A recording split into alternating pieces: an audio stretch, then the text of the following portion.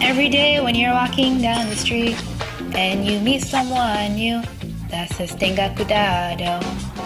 Everyone has their own language to command you, whether it's English or Espanol. It's very simple to learn. Es muy fácil. And I say escuche, how fun it is to learn to command others in Spanish when you can learn another language. So you can tell people what to do, so you can work and play together. You have to listen to their words, listen to their syllables, take it into your heart to learn Spanish. Escucha tu corazón, escucha ella. Listen to your heart, listen to it. Escucha esta canción, listen to this song. Primero busca un verbo infinitivo. First you need to find a verb in Spanish, so you can take its infinitive. It doesn't require much. Just be sure to know whether the infinitives have an AR, ER, and IR ending. Believe that you can conjugate these verbs. If you want to use an AR verb like hablar, just take its first person, you'll form in the present tense, which is hablo, then drop the O and change it to an E. Now you can tell a person to say hable when they don't talk. Or if you wanted to make them stop, then that would be negative. Now just add a no in front of the conjugated verb, and there you go. Say no hable so they stop talking. This goes for most AR verbs, but for ER and IR verbs, like comer and abrir, follow the same conjugation rules. Start with the first person you'll form until you get como es algo, then just drop the O and add an A. There you go, just a como es algo.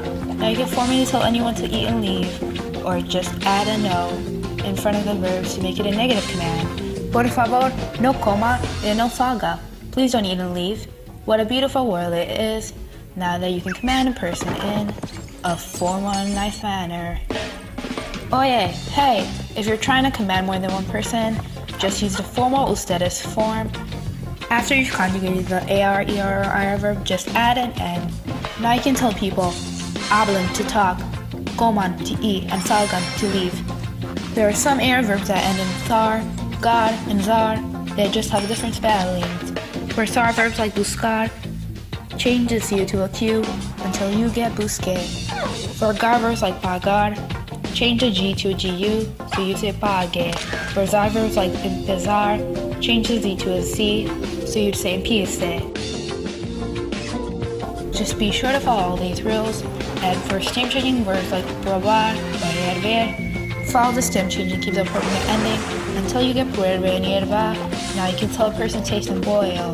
Now you can tell people to work things better, commanding way better. But sometimes you just need to memorize some extra verbs. Abra arriba tu mente. Open up your mind. Just memorize these easy verbs. There are a few irregulars, but you can make them your regulars by using them every day. Dar, estar, ir, saber, and ser. Just memorize them as de, este, vaya, sepa, y sea. And when you're talking to more than one person, use den, esten, vayan, sepan, and sean. Whenever you're trying to command someone, but you need to refer to someone or something, you need to use object pronouns. Just attach the object pronouns onto the end of your conjugated verbs and add an accent mark 3 vowels back. Escúchenme, listen to me. This goes for all affirmative commands, even for the reflexive pronoun se, used to refer to caring for oneself or routines. Prepararse, prepare yourself. Every time you want to use a negative command instead, no siga las reglas desde antes, don't follow the same rules from before. Just add the object or reflexive pronouns in front of the verbs, but don't use any accent marks. Again, when you look at everyone, no les hable, don't talk to them, escúchales, listen to them. Whenever you're in a hurry, no se quite, don't take off, listen to yourself, listen to others. Now you can communicate better to get along better.